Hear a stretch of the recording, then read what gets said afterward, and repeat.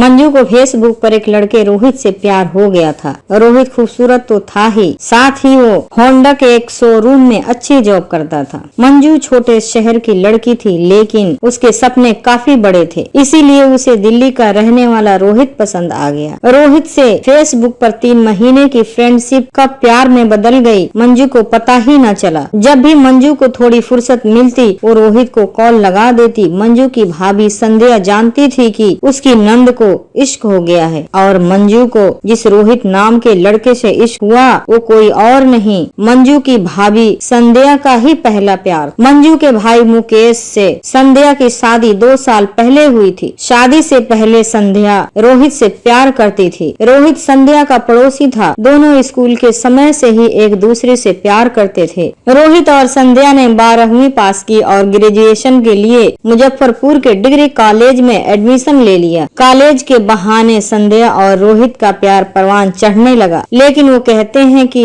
इश्क और मुश्क छुपाए नहीं छुपते। जल्द ही दोनों के इस प्रेम कहानी के बारे में संध्या के घर वालों को मालूम चला तो उन्होंने संध्या का कॉलेज जाना बंद करवा दिया और रोहित के घर वालों ने भी उसे आगे की पढ़ाई के लिए दिल्ली भेज दिया। इस तरह 2 प्यार करने वाले दिल जुदा हो गए। रोहित के दिल्ली चले जाने के बाद काफी समय तक संध्या को उम्मीद थी कि एक दिन रोहित उसे घर से भगा ले जाएगा, लेकिन ऐसा कुछ नहीं हुआ। इसी बीच संध्या के लिए मोतिहारी के मुकेश का रिश्ता आया तो संध्या ने भी मुकेश से शादी के लिए अपनी रजामंदी दे दी और इस तरह संध्या मुकेश की बीवी बनकर मोतिहारी आ गई। संध्या अपनी मोहब्बत को पाने के लिए कुछ न कर पाई, लेकिन वो रोहित को भुला भी नहीं पाई। संध्या का पति मुकेश काफी रुतबे वाला आदमी था, इसीलिए वो घर की औरतों को घर की संपत्ति समझता था। मुकेश के लिए संध्या की औकात घर में रहने वाली एक गृहिणी से ज्यादा कुछ और नहीं थी। मुकेश ने 2 साल में संध्या को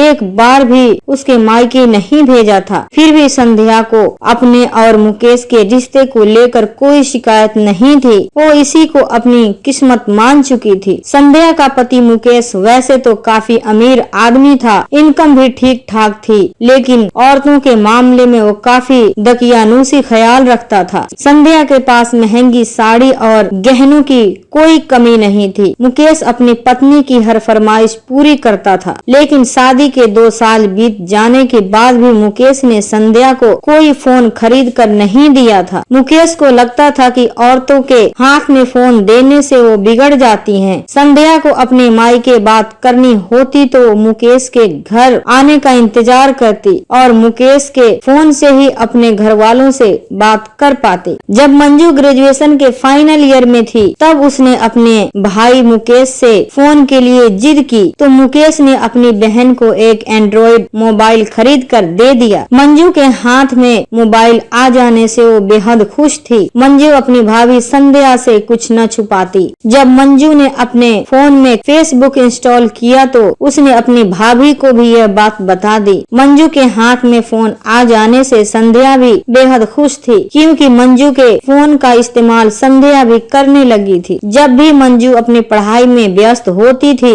उसका फोन संध्या ही इस्तेमाल करती थी। मंजू के फोन से संध्या ने रोहित को फेसबुक पर ढूंढ लिया और मंजू की आईडी से रोहित को फ्रेंड रिक्वेस्ट भेज दिया। कुछ समय बाद मंजू के फ्रेंड रिक्वेस्ट को रोहित ने एक्सेप्ट किया और फिर दोनों में चैटिंग होने लगी। संध्या ने रोहित को ये नहीं बताया कि वो उसकी पुरानी प्रेमिका संध्या ही है, बल्कि वो मंजू की आईडी से मंजू बनकर ही रोहित से चैटिंग कर रही थी। कुछ समय बाद रोहित संध्या को मैसेंजर पर कॉल करने लगा तो संध्या डर गई और उसने मंजू से कहा, मंजू मैंने इस लड़के से कुछ मीठी बातें क्या कर ली, ये तो मेरे पीछे ही पड़ गया, अब तुम ही संभालो इसे। अपनी भाभी संध्या के कहने पर मंजू रोहित से बात करने लगी। बातों का सिलसिला दोस्ती में बदला और फिर फेसबुक की यह दोस्ती जल्द ही प्यार में बदल गई और दोनों की फोन पर बातें होने लगी। रोहित और मंजू की यह प्रेम कहानी देखकर संध्या को बहुत खुशी मिलती। वह सोचती कि रोहित उसका नहीं हुआ तो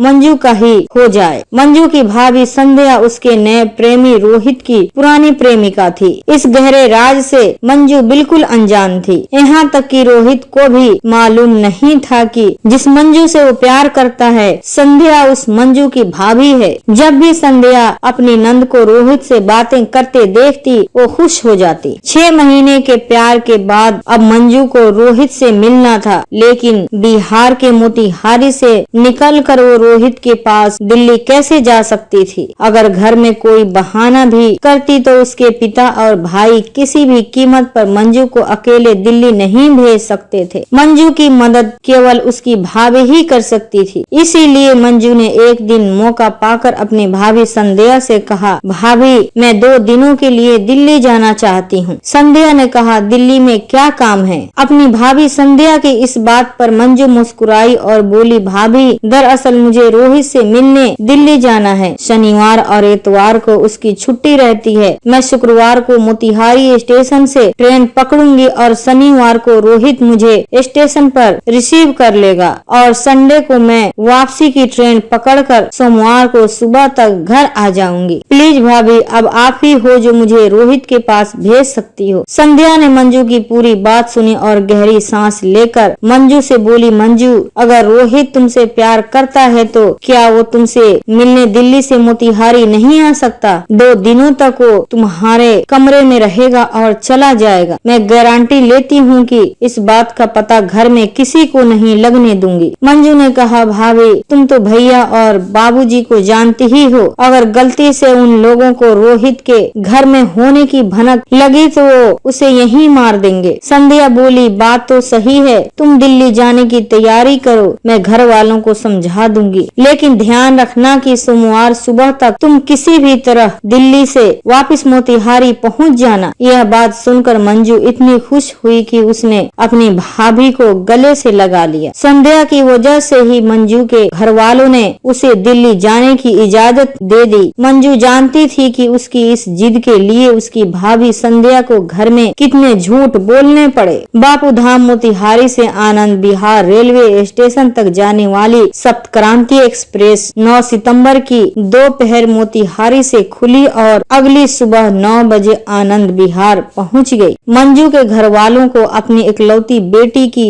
बेहद चिंता थी। घर वालों की नजर में मंजू अपनी सहेली की शादी में गई थी। मंजू के भैया मुकेश तो मंजू को अकेले कॉलेज तक नहीं भेजते थे, लेकिन अब वो अकेले दिल्ली जा चुकी थी। सुबह जब मुकेश ने मंजू को फोन लगाया तो उसका फोन स्विच ऑफ था। मुकेश को चिंता हुई तो संध्या ने कहा कि शायद वो रात को अपना फोन चार्ज करना भूल गई होगी। जब पूरे दिन मंजू का फोन ऑन नहीं हुआ तो घर वालों को बेहद चिंता हो गई। सबसे ज्यादा परेशान तो मंजू की भाभी संध्या थी, क्योंकि उसी की वजह से मंजू अकेले दिल्ली के लिए निकली थी। मंजू के भैया मुकेश की मोतिहारी में काफी इज्जत थी। मुकेश ब्लॉक प्रमुख था और मंजू के पापा सरपंच थे। सवाल इज्जत का था। मुकेश ने दिल्ली के अपने सभी जानकारों से कांटेक्ट कर उन्हें मंजू की फोटो भेजी और उन्हें बताया कि मंजू अपनी सहेली की शादी में गई थी। अगले दिन भी जब मंजू का फोन ऑन नहीं हुआ तो मंजू के घर वालों की चिंता और ज्यादा बढ़ गई और इसी चिंता में इतवार की शाम को मुकेश ने अपनी बहन की गुमशुदगी की रिपोर्ट मोतिहारी थाने में लिखवा दी। संध्या काफी डर गई थी, क्योंकि वो जानती थी कि मंजू रोहित से मिलने गई है, लेकिन अगर वह यह बात घर में बताती तो घर वालों का सारा गुस्सा संध्या पर ही निकलता, क्योंकि संध्या ने झूठ बोला था कि दिल्ली में मंजू की सहेली की शादी है। इस झूठ के लिए मन ही मन संध्या बेहद गिल्टी महसूस कर रही थी, लेकिन अगर वो मंजू के रोहित से मिलने जाने वाली बात घर में बताती तो शायद उसके और रोहित के अफेयर वाली बात भी खुल जाती और मुकेश उसे तलाक दे देता। इसीलिए संध्या अपनी झूठ पर कायम रही। धीरे धीरे 3 महीने बीत गए, लेकिन मंजू का कोई पता नहीं चला। इस बीच मुकेश कई बार खुद ही दिल्ली गया और अपने हिसाब से उसने दिल्ली में मंजू की तलाश की, लेकिन उसे मंजू का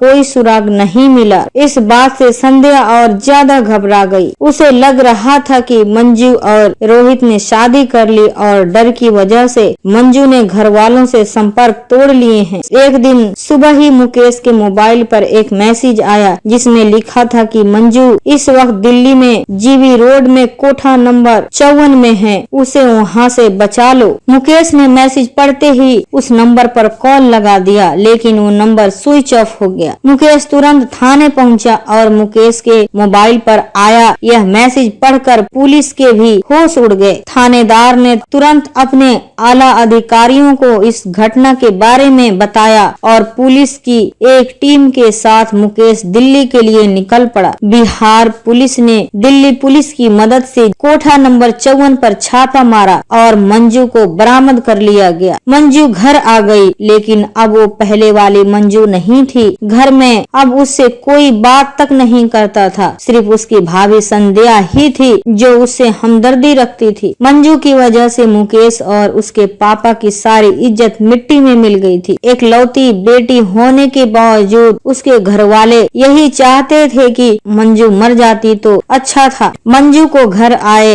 1 सप्ताह हो चुके थे। इस बीच वो घर के एक कमरे में बीमार की तरह पड़ी रहती। उसकी भाभी संध्या उसकी देखभाल करती और उसे समझाती कि जो हुआ उसे भूल जाओ, लेकिन मंजू के लिए पिछले 3 महीने का दर्द इतना बड़ा था कि वो चाहकर भी उस दर्द से छुटकारा नहीं पा रही थी। जब भी संध्या मंजू से रोहित के बारे में पूछती, मंजू रोने लगती। एक दिन मंजू अपने बेड पर थी। संध्या नाश्ता लेकर मंजू के कमरे में दाखिल हुई और नाश्ते को एक तरफ रखकर उसके करीब जाकर बैठ गई और मंजू के बालों को सहलाते हुए उससे बोली, मंजू जो हुआ उसे भूल जाओ। तुम मुझे इतना बताओ कि तुम कोठे तक कैसे पहुँची। अपनी भाभी संध्या का यह सवाल सुनकर मंजू रोने लगी। संध्या ने उसे 1 गिलास पानी दिया और काफी देर तक मंजू के पास बैठी उसे समझाती रही। संध्या की बातों से मंजू को थोड़ी हिम्मत आई और वो बोली, 9 सितंबर को मैंने दिल्ली के लिए ट्रेन पकड़ी और अगली सुबह में 10 बजे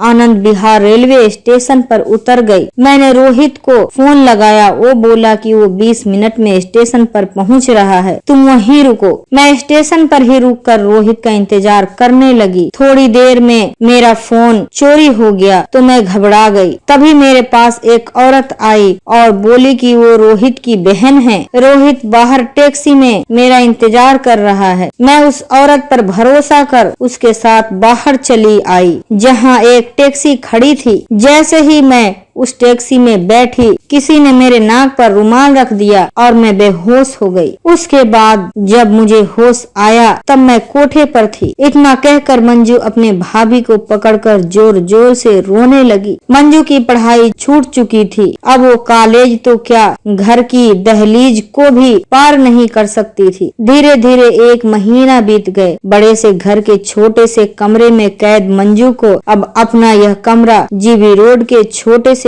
कमरे जैसा ही लगने लगा था। उसे इस कमरे में वैसे ही घुटन होने लगी थी जैसे कोठे के कमरे में वो महसूस करती थी। एक दिन संध्या सुबह मंजू को नाश्ता देने कमरे में पहुंची तो उसे मंजू वहाँ नहीं मिली। मंजू गायब हो चुकी थी और एक बार फिर से मुकेश उसकी तलाश में जुट गया। मुकेश ने कसम खाई कि वो मंजू को ढूंढ लेगा और अपने हाथों से उसका गला दबाकर इस मुसीबत को हमेशा के लिए खत्म कर देगा। 6 महीने बीत गए, लेकिन मुकेश की लाख कोशिशों के बावजूद मंजू नहीं मिली। मंजू के घर वालों ने उसे मरा हुआ मानकर उसका श्राद्ध कर दिया और हमेशा के लिए उसे भूल गए। यह सब देखकर संध्या को बहुत बुरा लगा, लेकिन वो कर भी क्या सकती थी। मंजू के लापता होने के पीछे संध्या खुद को दोषी मान रही थी, क्योंकि संध्या ने रोहित के बारे में अपने पति मुकेश को कुछ नहीं बताया था। संध्या खुद की नजरों में ही गिर चुकी थी। मंजू के हालात के लिए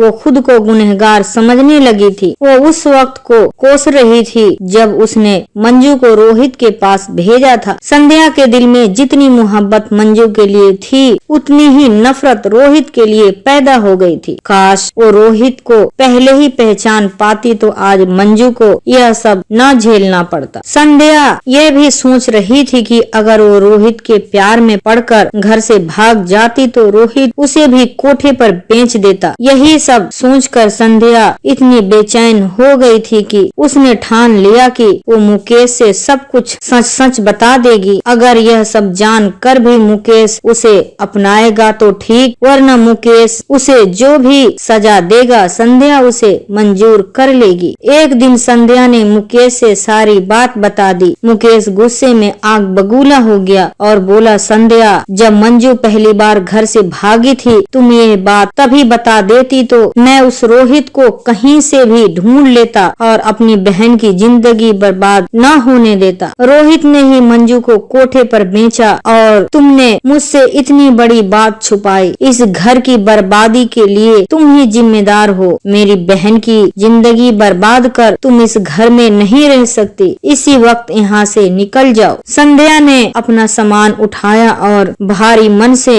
अपने मायके मुजफ्फरपुर के लिए निकल गई। संध्या के अपने ससुराल से इस तरह मुजफ्फरपुर आ जाने से संध्या के घर वाले काफी दुखी थे। संध्या के मायके में उसके छोटे भाई दिनेश की फैमिली रहती थी। दिनेश किसी तरह मेहनत मजदूरी कर घर का खर्च चला पाता था। दिनेश के घर में उसके बूढ़े माँ बाप का गुजारा बड़ी मुश्किल से होता था। ऐसे में संध्या के मुजफ्फरपुर चले आने से दिनेश काफी परेशान हो गया, लेकिन संध्या ने उन्हें समझाया कि वो पढ़ी लिखी है, किसी पर बोझ नहीं बनेगी। संध्या ने घर के हालात को देखते हुए मुजफ्फरपुर शहर में जॉब की तलाश शुरू कर दी। मुजफ्फरपुर सिटी में होंडा का एक नया शोरूम खुला था, जिसमें संध्या ने जॉब के लिए इंटरव्यू दिया और सिलेक्ट हो गई। शोरूम पर संध्या का पहला दिन था। वो जॉब पर पहुंची, जहां उसे काम करने के लिए एक छोटा सा केबिन मिला था। संध्या अपने केबिन में बैठी और उसने केबिन के शीशे से बाहर नजर डाली तो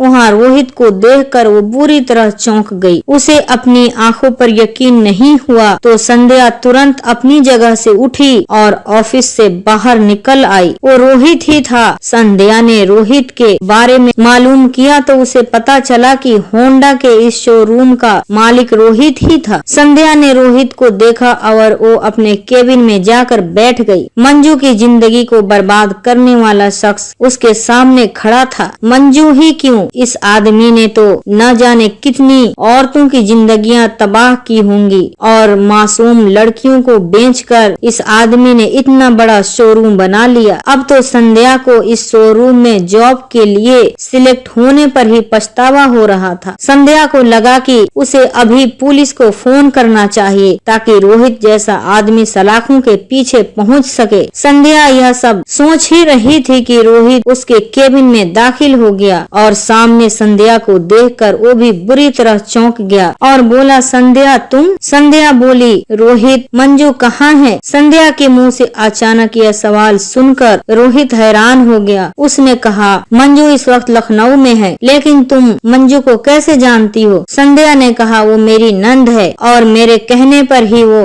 तुमसे मिलने दिल्ली गई थी, जहाँ तुमने उसे कोठे पर बेच दिया था। रोहित संध्या के करीब आया और सामने पड़ी कुर्सी पर बैठ गया और बोला, मंजू दिल्ली आई लेकिन मैं उसे मिल नहीं पाया। वो स्टेशन से ही गायब हो गई। मैं उसे ढूंढता रहा लेकिन वो मुझे नहीं मिली। 3 महीने बाद जब पुलिस ने उसे जीबी रोड से बरामद किया तब मुझे उसके बारे में मालूम चला, लेकिन तब तक वो अपने घर मोतिहारी पहुंच चुकी थी। इतना कहकर रोहित खामोश हो गया। संध्या को रोहित की बात पर बिल्कुल यकीन नहीं हो रहा था। उसने पूछा, तुम्हें कैसे पता चला कि मंजू इस वक्त लखनऊ में है? संध्या के इस सवाल का जवाब देते हुए रोहित ने कहा, दिल्ली के जीबी रोड से मंजू बरामद हुई और मोतिहारी चली गई, लेकिन कुछ समय बाद ही मंजू मोतिहारी से भागकर फिर से दिल्ली आ गई। दिल्ली में उसने पंकज नाम के एक शख्स से कोर्ट में शादी कर ली। उसकी इस शादी के वक्त मैं दिल्ली में ही था। मंजू ने मुझे कॉल किया और उसने मुझे कोर्ट में शादी करने वाली बात बताई तो मैं उसकी शादी वाले दिन कोर्ट में पहुंचा और कोर्ट में मैंने ही गवाह के तौर पर उसके मैरिज सर्टिफिकेट पर साइन किए। शादी के बाद पंकज मंजू को लेकर लखनऊ चला गया और इस वक्त मंजू अपने पति के साथ लखनऊ में ही रहती है। मंजू की पंकज से शादी हो जाने के बाद मैंने भी दिल्ली छोड़ दिया और अपनी सारी जमा पूंजी लगाकर मैंने मुजफ्फरपुर का यह शोरूम खोल लिया। मंजू का फोन नंबर मेरे पास है, तुम चाहो तो मंजू से बात कर सकती हो। रोहित ने मंजू का नंबर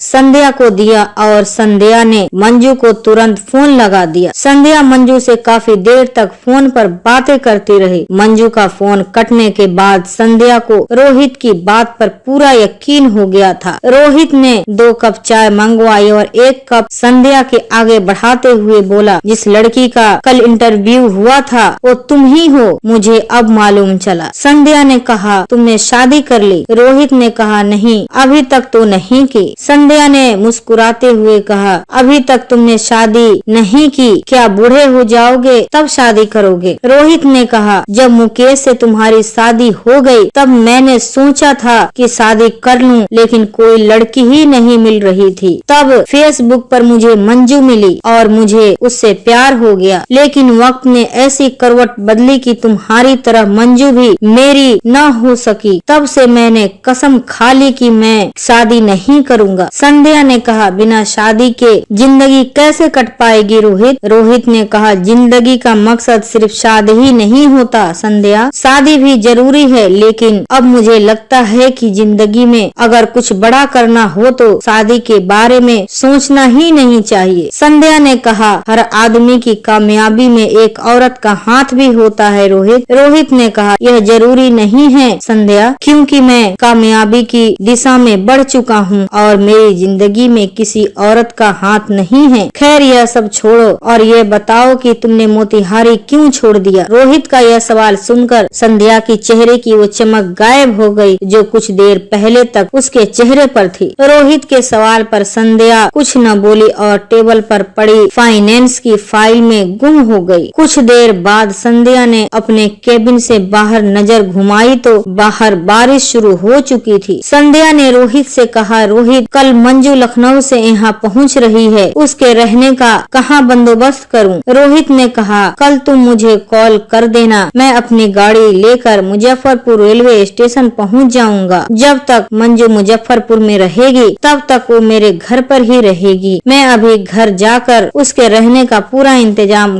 कर दूंगा। अगले दिन तय समय पर मंजू की ट्रेन मुजफ्फरपुर स्टेशन पर पहुंची और वहां उसे रिसीव करने रोहित और संध्या पहले से मौजूद थे। मंजू अपने पति पंकज के साथ थी और काफी खूबसूरत लग रही थी। संध्या ने पूरे 1 साल बाद अपनी नंद मंजू को देखा था और पंकज के साथ मंजू को खुश देखकर संध्या की भी सारी टेंशन दूर हो गई थी। कुछ देर बाद ही रोहित के साथ सभी लोग उसके घर पर पहुंच चुके थे और सभी ने साथ ही खाना खाया। खाने के दौरान ही संध्या ने मंजू से पूछा, मंजू पंकज तुम्हें कैसे मिला? मंजू ने कहा, जब मैं कोठे पर थी तब पंकज ही वो शख्स था जो मेरे पास मेरे जिस्म को रौंदने के लिए नहीं बल्कि मुझे प्यार करने आता था। इसकी आंखों में मैंने मोहब्बत को महसूस किया और पंकज की वजह से ही मैं उस दलदल से आजाद हो पाई। मुकेश भैया के मोबाइल पर वो मैसेज पंकज ने ही भेजा था जिससे पुलिस मुझ तक पहुंच पाई थी। जीबी रोड से मोतिहारी जाने के बाद मैं घर में कैद हो गई और मुझे पंकज की याद सताने लगी। एक रात जब भैया गहरी नींद में थे तब मैंने चुपके से भैया का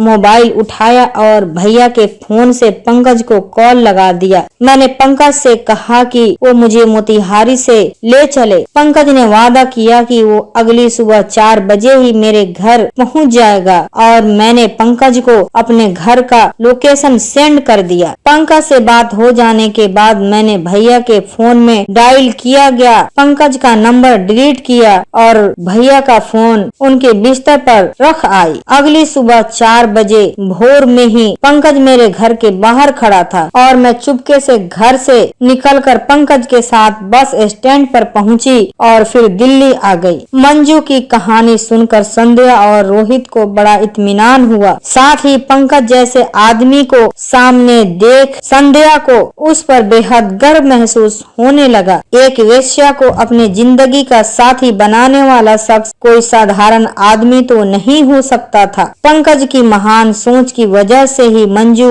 जिस्म फरोशी के दलदल से बाहर निकल पाई और पंकज ने ही मंजू का हाथ थामकर उसे नई जिंदगी दी। अगले कुछ दिनों तक मंजू अपने शौहर के साथ मुजफ्फरपुर में रही और फिर लखनऊ चली गई। रोहित को भी संध्या के बारे में सब कुछ मालूम चल गया था, इसीलिए वो एक दिन संध्या के केबिन में गया और उससे बोला, संध्या तुमने सही कहा था कि एक आदमी की कामयाबी में एक औरत का साथ जरूरी होता है और मुझे अपनी कामयाबी में साथ देने के लिए जिस औरत की तलाश थी वो मिल गई है। संध्या ने हैरानी से पूछा, कौन है वो औरत? रोहित ने कहा, वो तुम ही हो संध्या, मैं तुम्हें पाना चाहता हूँ, क्या तुम मुझसे शादी करोगी? रोहित के मुंह से अचानक ये बात सुनकर संध्या हैरान हो गई। जो अब तक उसके शोरूम का मालिक था, अब वो संध्या की जिंदगी का भी मालिक बनने की चाह रखता था। संध्या को उसकी खोई हुई मोहब्बत मिल चुकी थी। वो अपनी जगह से उठी और रोहित के सीने से जाकर लिपट गई। कहानी से सीख, मंजू के साथ जो हुआ वो किसी भी लड़की के साथ भी हो सकता है। ध्यान रखिए कि भारत में 2 करोड़ औरतें ऐसी हैं जो वेश्यावृत्ति के दलदल में फंसी हुई हैं। इन लड़कियों में ज्यादातर मंजू की तरह ही इश्क के जाल में फंसकर कोठे तक पहुंची हैं। इश्क के रास्ते हमेशा मोहब्बत की मंजिल तक नहीं पहुंचते। कई बार ये रास्ते कोठों पर जाकर ही खत्म होते हैं। मंजू खुशकिस्मत थी कि उसे पंकज मिल गया, लेकिन हर लड़की की किस्मत में पंकज हो यह जरूरी नहीं। आपको यह वीडियो कैसा लगा कमेंट बॉक्स में जरूर बताएं। मेरे इस चैनल को सब्सक्राइब जरूर करें, क्योंकि मैं आपके लिए लाती हूँ सबसे ओरिजिनल कहानियाँ। शुक्रिया आप